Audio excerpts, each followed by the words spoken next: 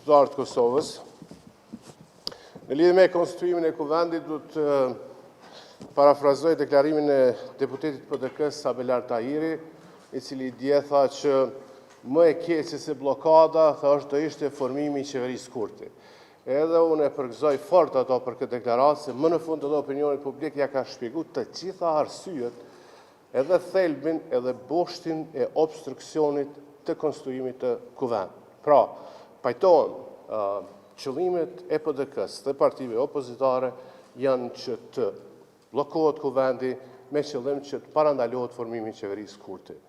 E dyta, du t'ju rikujtoj që këtu po flitet sot ishte në votim procedura për administrimin e votës së fshetë, nuk ishte votimi për një kandidat.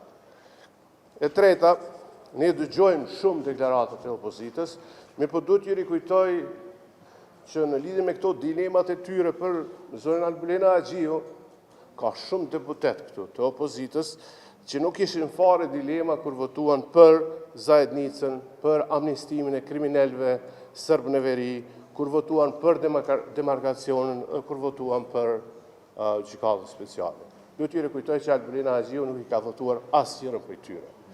Dhe në fund, ju dini që ka dy raste pranë gjykatës kushtetuese, njërën të cilën e ka deponua AK-ja, sa përket procedurës së votimit, edhe njëra është sa përket dyshime për vjedhjeve të votave të diasporës, dhe po ashtu dhe ne na mbetet presim verdiktin e gjykatës kushtetuese. Edhe unë i bashkangjitëm edhe thirrjes dhe shqetësimit të cilës secili qytetar të Republikës Kosovës, sa përket nevojës së konstituimit të kuvendit si fazë e parë për të proceduar pastaj